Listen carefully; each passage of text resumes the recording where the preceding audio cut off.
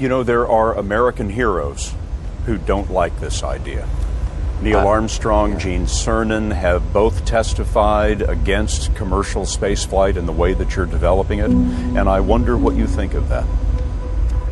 I was very sad to see that, because those guys are, those guys are heroes of mine, so it's really tough. I wish they would come and visit and see the hardware that we're doing here. And I think that would change their mind. They inspired you to do this, didn't they? Yes. And to see them casting stones in your direction. It's difficult. Did you expect them to cheer you on? So they're hoping they would. What are you trying to prove to them? What I'm trying to do is to make a significant difference in spaceflight and help make spaceflight accessible to almost anyone. One of the most difficult choices I've ever faced in life was in 2008. I think I had maybe $30 million left, or $30 or $40 million left in 2008. And I had two choices. I could put it all into one company, and then the other company would definitely die, or split it between the two companies. But if I split it between the two companies, then both might die.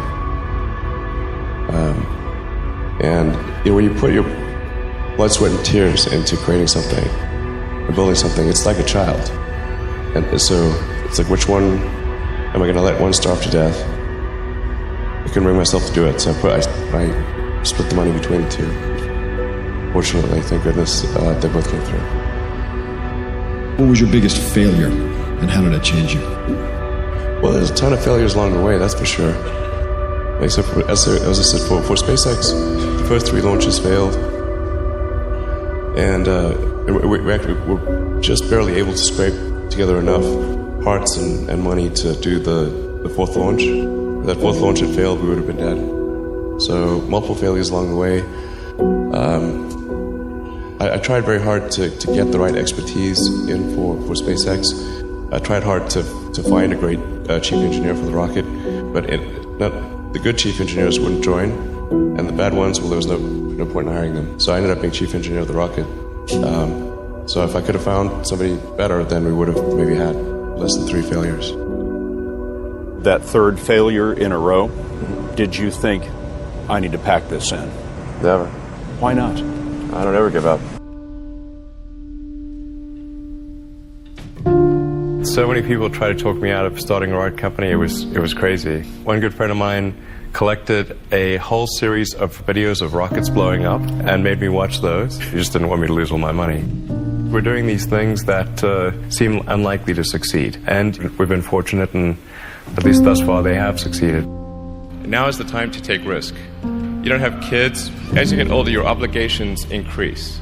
And once you have a family, you start taking risk not just for yourself, but for your family as well. It gets much harder to do things that might not work out.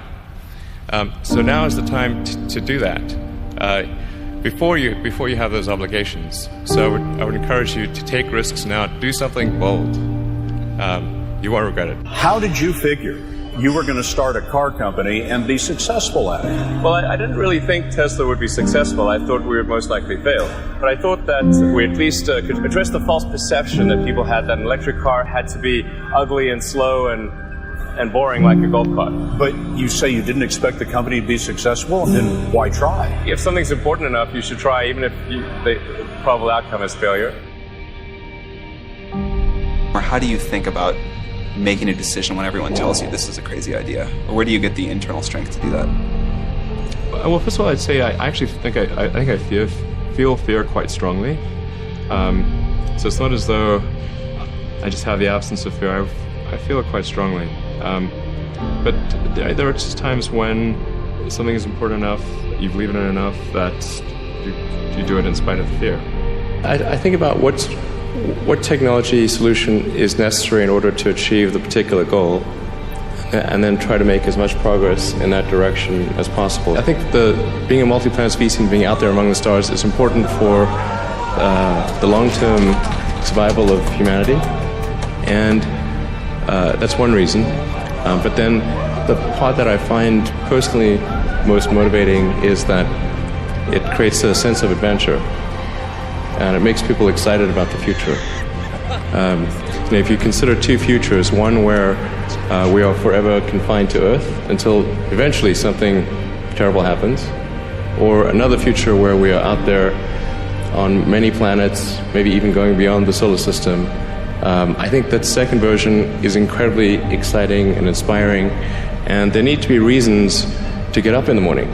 Life can't just be about solving problems. Otherwise, what's the point? There's got to be things that people find inspiring and make life worth living. When my brother and I were starting our first company, instead of getting an apartment, we just rented a small office and we slept on the couch. And we showered at the YMCA. And we're so hot up, we had one computer. So the website was up during the day, and I was coding at night. 7 days a week, all the time. And I sort of briefly had a girlfriend in that period, and in order to be with me, she had to sleep in the office. So work hard, every waking hour. That's the thing I would say, particularly if you're starting a company. Whatever area that you get into, given that even if you're the best, there's always a chance of failure. So I think it's important that you really like whatever you're doing. If you don't like it, life is too short. If you like what you're doing, you think about it even when you're not working. It's something that your mind is drawn to. And if you don't like it, you just really can't make it work, I think.